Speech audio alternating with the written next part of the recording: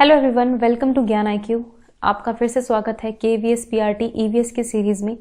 और इस सीरीज़ के थ्रू हम कोशिश कर रहे हैं KVS PRT के सिलेबस को थोड़ा सा जानने की, समझने की, और मैं बेसिकली आपकी हेल्प ही कर रही हूँ यहाँ पर। तो गाइस देखिए, आज हम एक नया टॉपिक लेंगे जो है पॉपुलेशन ग्रोथ इन इंडिया। इससे पहले हम काफ़ी टॉपिक्स को कवर कर चुके हैं, लेकिन स्टिल मैं आपको एक चीज़ ज़रूर बोलूँगी कि आप लोग सेल्फ स्टडी की हैबिट ज़रूर डालिए। आप लोगों को भी कहीं से अगर नोट्स मिलते हैं तो उन नोट्स का भरपूर यूज़ कीजिए। और नोट मेकिंग तो करनी ही करनी है, ये दो चार चीज़ें मुझे बोलनी है। नोट मेकिंग आपको करनी ही करनी है। दूसरी चीज़, सिलेबस को जो है अच्छी तरह से देखना सीखिए। अगर सिर्फ population growth in India syllabus में लिखा है तो इसका मतलब ये नहीं है कि इस लाइन का जो भी मिलेगा वो पढ़ के बस बैठ जाओ। इसके अंदर बहुत सारी डिटेल्स होती हैं, तो सिलेबस की डिटेल्स को समझने की कोशिश कीजिए, क्योंकि सिलेबस जो है बस आपको आउटलुक देता है कि आपसे एग्जाम में किस टॉपिक से क्वेश्चंस आ सकते हैं, लेकिन उस एक पर्टिकुलर टॉपिक के अंदर बहुत सारी चीजें होती हैं, तो आपको उस पर भी फोकस करना होगा। मतलब ये खुद का मेरा एक्सपीरियंस है, जो मतलब ओब्वियसली पढ़ाई का एक्सपीरियंस है एक तरह का। तो आज जो है इस टॉपिक में बस एक इंट्रोडक्शन सा दे रही हूँ मैं आपको, ज्यादा इसमें नहीं कराऊंगी, आज की वीडियो ज्यादा लंबी नहीं होगी। बस थोड़ा सा इंट्रोडक्शन दे रही हूँ और आपको थोड़ा सा समझा दूंगी कि एक्चुअली इस टॉपिक में क्या क्या करना है। उसके बाद थोड़ा सा आगे बढ़ेंगे। खैर चलिए, इससे पहले आज ये population growth in India topic का पार्ट 1 है। इसके बाद तीन पार्ट्स में आई थिंक कवर कर दूंगी मैं ये पॉपुलेशन ग्रोथ इन इंडिया। ठीक है, तो चलिए पहले एक बार सिलेबस पे नजर डाल देते हैं। तो सिलेबस आपका बेसिकली है प्राइमरी इंस्टीट्यूशंस ऑफ डेमोक्रेसी। ये स्टार्टिंग से यहाँ से है सिलेबस, ये हम कवर कर चुके हैं। लोकल बॉडीज देख चुके हैं, state bodies, national bodies, citizens right in democracy, role of panchayat nagar palika, even यहाँ से लेकर यहाँ तक। तो ये जो सिलेबस है ये आपका कंप्लीट कर चुकी हूँ मैं अपने अकॉर्डिंग, है ना। अगेन मैं ये कहूंगी कि मैं ये नहीं कह सकती मैंने 100% करा दिया होगा आपको, क्योंकि वो मेरी अपनी समझ है। मैंने जैसे कराया है, आप लोगों ने प्लेलिस्ट में वीडियो देख ली होगी, उसके अकॉर्डिंग आप देख लेना, जो कमी आपको लगती है वो आप पूरी कर सकते हैं। उसके बाद आज मैं ले रही हूँ पॉपुलेशन ग्रोथ इन इंडिया। अब देखो, ये population growth in India main heading है। इसके अंदर आपका distribution, density, growth, sex ratio, rural urban composition, education, human development indicators, ये सब इस टॉपिक के अंडर आते हैं, पॉपुलेशन ग्रोथ इन इंडिया। अब इस पॉपुलेशन ग्रोथ इन इंडिया के अंदर एक बहुत ही इंपॉर्टेंट टॉपिक आता है, वो है सेंसस 2011 या फिर सेंसस कह लीजिए। उसी के मद्देनजर आपको ये सारी चीजें पढ़नी है। ठीक है, मैं सिलेबस की आपको बता रही हूँ कि इसमें क्या करना है। तो पॉपुलेशन ग्रोथ इन इंडिया, इसके बहुत सारे फैक्टर्स होते हैं जो इसको इफेक्ट करते हैं, लेकिन पॉपुलेशन का साइज, डिस्ट्रीब्यूशन, सब कुछ आपको देखने के लिए आपको सेंसस पर डिपेंडेंट होना पड़ता है। सेंसस के अकॉर्डिंग डिस्ट्रीब्यूशन क्या है, डेंसिटी क्या है, growth, sex ratio, urban rural composition, किस स्टेट में कितनी फीमेल सेक्स रेशियो है, मेल सेक्स रेशियो है, चाइल्ड रेट कितनी है, मोर्टेलिटी रेट कितनी है, फर्टिलिटी रेट कितनी है, ये सब चीजें जो है इफेक्ट करती हैं। और ये कहीं ना कहीं सेंसस जो है इसका मेन एक वो स्ट्रक्चर होता है जो पॉपुलेशन के स्ट्रक्चर को, डेमोग्राफी को, इकोनॉमिक, सोशल, सब चीजों को आपको दिखाता है। तो सेंसस को पढ़ना बहुत जरूरी है। उसके बाद लास्ट में हम बात करेंगे एजुकेशन, ह्यूमन डेवलपमेंट इंडिकेटर्स वगैरह की। ठीक है, तो ये एक आउटलुक दिया है मैंने आपको कि इस तरह से आपको इस सिलेबस में आगे बढ़ना है। तो चलिए आज की वीडियो को स्टार्ट करते हैं। सबसे पहले बात करते हैं पॉपुलेशन ग्रोथ इन इंडिया। इसके हेडलाइन के अंडर सबसे पहले हम पॉपुलेशन को ही थोड़ा सा समझ लेते हैं। देखिए, पॉपुलेशन क्या होती है, सिंपल भाषा में हम इसको जनसंख्या कहते हैं। लेकिन जनसंख्या अपने आप में बहुत सारी चीजें हमें बताती है, समझाती है। अगर आपको चाइना और इंडिया के बारे में पता है तो आप लोगों को सबको पता होगा कि टॉप 2 कंट्रीज हैं ये जनसंख्या के माध्यम से देखें तो। टॉप पर हमारा चाइना है और सेकंड पर हमारा इंडिया है। हमारा चाइना नहीं है, मतलब वर्ल्ड का चाइना है, और सेकंड नंबर पर इंडिया है, मतलब हमारा प्यारा भारत।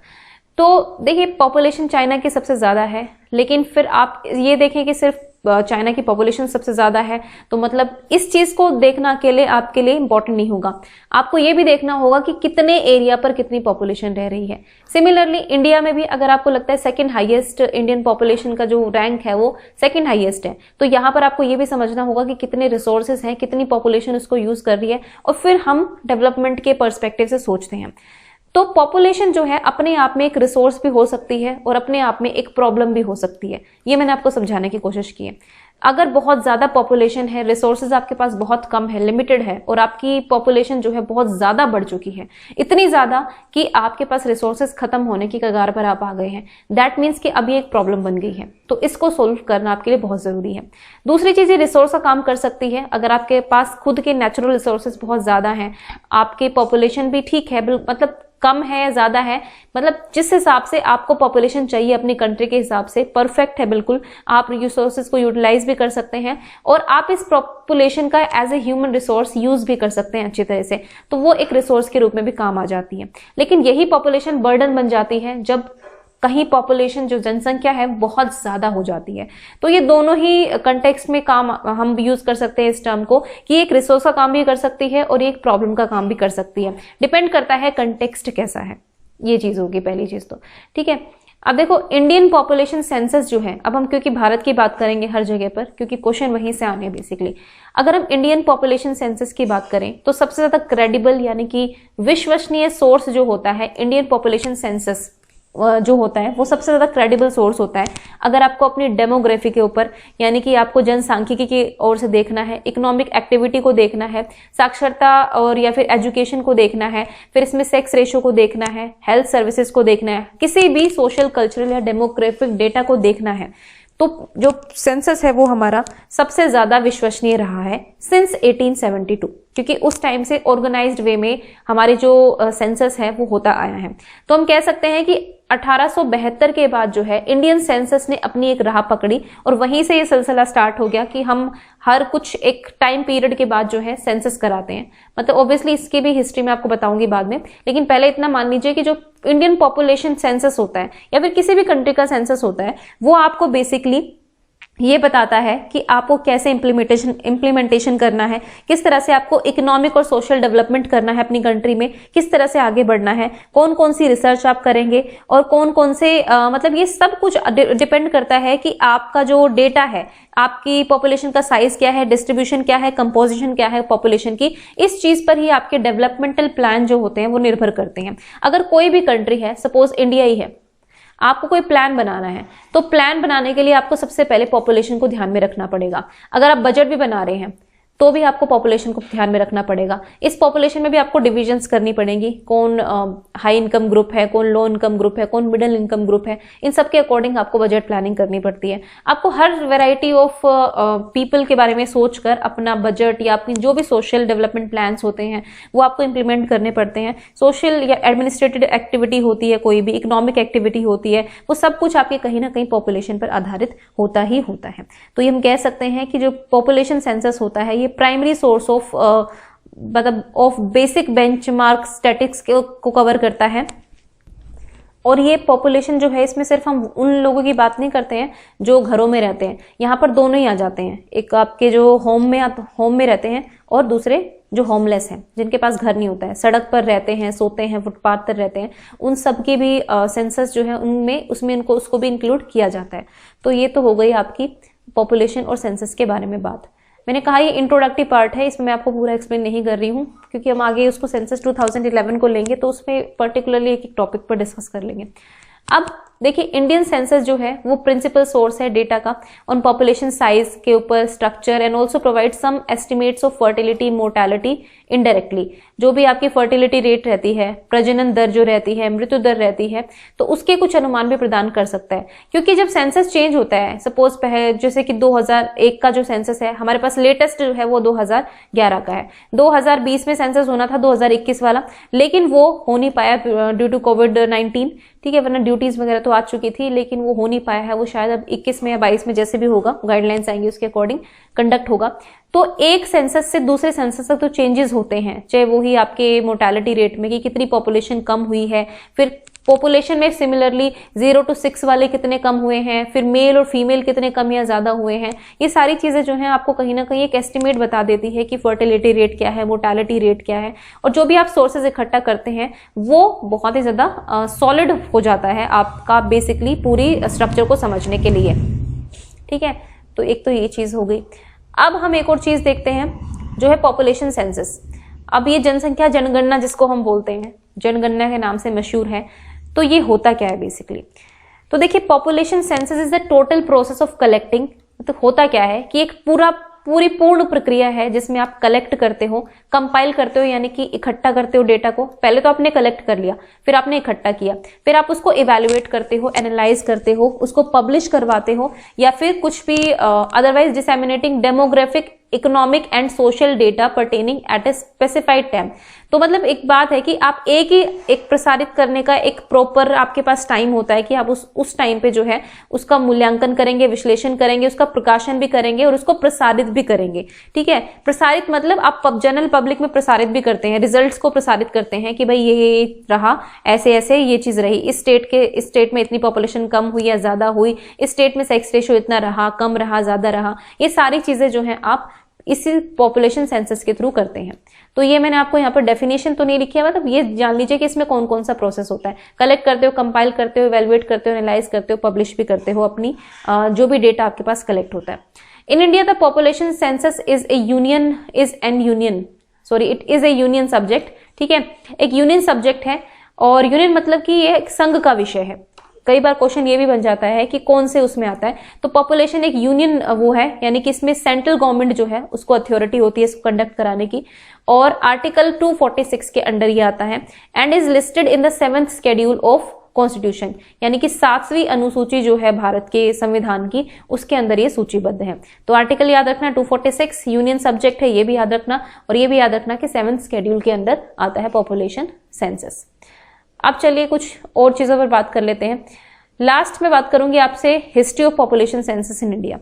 अब मैं हिस्ट्री क्यों बोल रही हूं, क्योंकि अगर आप पॉपुलेशन सेंसस को पढ़ रहे हैं तो आपको ये पता होना चाहिए कि उसकी हिस्ट्री क्या रही है। देखो ये जो मैंने लिखा है आपके लिए ये तो है ही, मतलब ये तो आपको रिकॉर्ड से मिल जाएगा, लेकिन इससे पहले की भी एक हिस्ट्री है जो मैं आपको बता देती हूँ। सबसे पहले माना जाता है ऋग्वेद में, ठीक है, कि ऋग्वेद में भी सेंसस की बात की गई है, यानी कि 800 से 600 BC के अराउंड। ठीक है, इसके अराउंड भी ऋग्वेद में जिक्र किया गया है कि यहाँ भी सेंसस हुआ करता था। उसके बाद अर्थशास्त्र जो कि कौटिल्य का अर्थशास्त्र है, उसमें भी जिक्र है 321 से लेकर 296 BC तक। ठीक है, उसमें भी जिक्र है इसका सेंसस का, मतलब माना जाता है। फिर जो मुगल पीरियड है, ठीक है, मुगल शासक जब आए उसमें अबुल फजल की एक वो थी आईने अकबरी, मतलब इसमें भी सेंसस का जिक्र किया गया है, यानी कि अराउंड 1595 से लेकर 96 तक इसके बीच भी सेंसस कराया गया था। इस तरह का जिक्र हुआ है, मतलब ये एक और हिस्ट्री है। अब इस हिस्ट्री में आपको जाने की जरूरत नहीं है क्योंकि ये एग्जाम में आपसे नहीं पूछी जाएगी, इसलिए मैंने यहां पर लिखी भी नहीं है। अब एग्जाम में आपसे क्वेश्चन क्या पूछा जाएगा ये देखना है। देखिए, भारत में सबसे पहला जो सिस्टमैटिक सेंसस हुआ, यानी कि पूरी तरह से व्यवस्थित जनगणना हुई, वो हुई 1865 से 1872 के बीच में। लेकिन ये नॉन सिंक्रोनस थी, यानी कि गैर समकालिक थी। इसमें कोई टाइम पीरियड नहीं था कि आपको 1 साल के बाद करानी है, 3 साल के बाद करानी है, कोई फिक्स नहीं था ऐसा। ठीक है, तो ये पहला लेकिन सिस्टमैटिक था। जो भी सेंसस कराया वो बहुत ही ज्यादा सिस्टमैटिक था, इसीलिए हम इसको ये मानते हैं कि जो पहली व्यवस्था जनगणना की गई वो 1865 से लेकर 1872 के बीच में करी गई। फिर 72 के बाद क्या हुआ कि इसको जो है वो सिंक्रोनाइज कर दिया गया, मतलब एक कालिक बना दिया गया, तुल्यकालिक कह सकते हो, समकालिक कह सकते हो, यानी कि इसमें एक टाइम पीरियड सेट कर दिया गया कि इसके इतने इतने इतने टाइम पीरियड के बाद जो ये जनगणना है वो की जाएगी। तो ये पहली बार कब हुआ? 1881 में। First synchronous census conducted all over India in 1881, 1881 में पहली इस बार इस तरह से ये किया गया। उसके बाद अगर हम इंडिपेंडेंट इंडिया की बात करें तो पहला सेंसस जो इंडिपेंडेंट इंडिया में कंडक्ट हुआ वो हुआ था 1951 में। मतलब भारत के आजाद होने के बाद अगर पहले सेंसस की बात आए कि पहली जनगणना कब की गई थी, वो की गई थी 1951 में। अब 2011 का जो सेंसस है, जो सबसे ज्यादा लेटेस्ट है, वो कौन सा है ये भी पूछा जा सकता है। तो ये 1872 से देखें, यानी कि 1872 से जब सिस्टमैटिक वे में जनगणना स्टार्ट हुई है, अगर वहां से देखें तो ये आपका बनता है 15th। ठीक है, अब काउंट अप कर सकते हैं। चलिए मैं आपको एक बार बता देती हूँ कब कब सेंसस हुआ। ठीक है, तो सबसे पहले हम बात करते हैं, ये हुआ था 1872 में।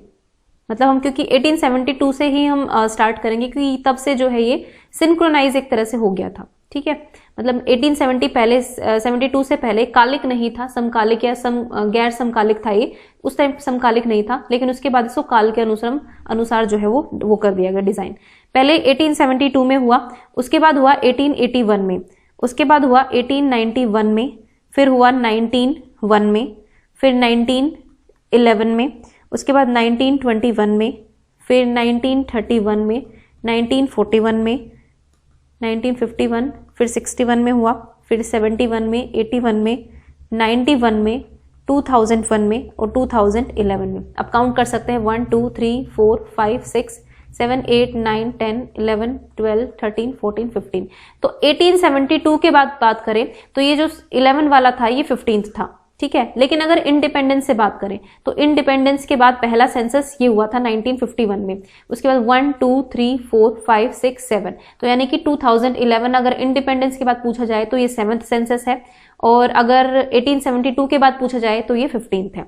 अब एक और क्वेश्चन बन सकता है कि जो 2021 का सेंसस होना था, मतलब होना था जो कि नहीं हो पाया है स्टिल, तो ये वाला सेंसस कौन सा होगा, तो ये इंडिपेंडेंस के बाद पूछे तो ये 8th होगा, और अगर ये 1872 से पूछे तो ये 16th होगा। ये भी आपको याद रखना है, ओके। लेकिन देखिए यहाँ पे ये 18, ये मत कहना कि सबसे मतलब क्योंकि कालिक के हिसाब से बात करें तो वो हुआ था 1881 से स्टार्ट, जो 10-10 साल के पीरियड पे स्टार्ट कर दिया गया था। लेकिन इससे पहले 1872 में भी इसको कंडक्ट कराया गया था। तो 1872 के बाद फिर डायरेक्ट ये 1881 में कंडक्ट कराया गया, और इसके बाद इसको वो कर दिया गया 10 ईयर्स के पीरियड में इसको डिवाइड कर दिया गया। तो ये आप कह सकते हैं कि हर 10 साल के बाद जो है हमारा सेंसस किया जाएगा, ठीक है। तो ये बात हो गई आपके इसके ऊपर। अब एक चीज और, आज के लास्ट की एक चीज और मैं आपको बता देती हूँ, उसके बाद हम वीडियो को वाइंड अप करेंगे। हायरार्की क्या है, सेंसस फंक्शनरीज जो होती है इंडिया में, मतलब कौन कराता है सेंसस को कंडक्ट, ये वाली बात है। तो देखिए सबसे ऊपर इसमें आता है registrar general and census commissioner of India. तो इसके पास होता है सारी जिम्मेदारी करने की, कि ये कंसीव करेंगे, प्लान भी करेंगे, इंप्लीमेंट करेंगे सेंसस को इंडिया में, ये होता है, ठीक है। तो सबसे ऊपर तो ये है। उसके बाद डायरेक्टर्स ऑफ सेंसस ऑपरेशंस होते हैं, और ये जो स्टेट और यूटी के होते हैं इनको चार्ज होता है। उसके बाद प्रिंसिपल सेंसस ऑफिसर्स होते हैं, फिर चार्ज ऑफिसर्स होते हैं। तो ये एक हायरार्की बनी हुई है। उसके बाद अगर इस साइड देखें डिस्ट्रिक्ट के हिसाब से, तो डिस्ट्रिक्ट मजिस्ट्रेट यानी कि डीएम होता है, कलेक्टर होता है, कमिश्नर ऑफ म्यूनिसिपल कॉर्पोरेशन हो सकता है। उसके बाद आता है तहसीलदार, और लास्ट में इन्यूमरेटर्स या फिर सुपरवाइजर्स होते हैं, और ये स्टेट कोऑर्डिनेटर्स होते हैं। तो स्टेट कोऑर्डिनेटर्स क्या करते हैं, कोऑर्डिनेट करते हैं बिटवीन डिफरेंट स्टेट्स में। तो ये आपका जो है पूरा एक हायरार्की होती है सेंसस फंक्शनरीज इन इंडिया की। ये भी आपसे पूछा जा सकता है कि कौन कौन इन्वॉल्व होता है, फिर टॉप पे कौन होता है। मेन जिम्मेदारी जो है होती है registrar general and census commissioner of India की होती है, ये बिल्कुल टॉप पे होता है। तो ये पूछा जा सकता है क्वेश्चन, ये क्वेश्चन बनता भी है वैसे। एक और क्वेश्चन बन सकता है कि ये कमिश्नर ऑफ इंडिया ये आता किसके अंदर है, तो ये आता है मिनिस्ट्री ऑफ होम अफेयर्स के अंदर, ठीक है। मिनिस्ट्री ऑफ होम अफेयर्स जो है होम मिनिस्ट्री के अंडर आता है ये registrar general and census commissioner of India. तो ये था इसकी हायरार्की के बारे में।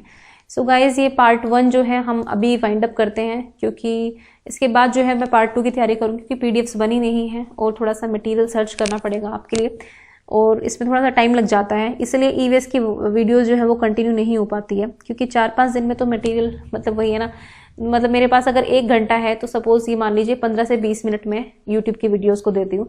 अगर मेरे पास 1 घंटा है तो अब वो टाइम का थोड़ा सा बाउंडेशन होता है और भी काम होते हैं, इसीलिए आपकी ईवीएस की वीडियोस जो है ये कंटिन्यू रहेंगी, ये कोई दिक्कत नहीं है। लेकिन प्रॉब्लम यही है कि जैसे जैसे टाइम मिलता है, नोट मेकिंग इन सब में टाइम लग जाता है, इसलिए लेट हो जाती हैं, क्योंकि कंटेंट अच्छा ढूंढना और ऑथेंटिक ढूंढना इज ऑल्सो वेरी इंपॉर्टेंट। तो ये थी आपकी ईवीएस की वीडियो। अब मैं इससे आगे हो सकता है आपको एक क्वेश्चन सीरीज भी दे दूं, जितने भी मैंने पार्ट्स कराए हैं आपको उस पर एक क्वेश्चन की टेस्ट सीरीज बनाने की सोच रही हूँ, क्योंकि उसका रिवीजन भी हो जाएगा आपका, और साथ ही साथ जो है थोड़ा फ्रेश अप भी हो जाएगा कि ठीक है आपने कितना पढ़ा है, कितना आपको लर्न हुआ है। अगेन मैं कहूंगी कि नोट मेकिंग जो है आपको करते रहना है, ठीक है, इसको नहीं छोड़ना है, ठीक है। तो इसका जो पार्ट 2 है वो जल्दी ही लेकर आऊंगी मैं आपके लिए। तब तक have patience. Thank you for watching Gyana IQ.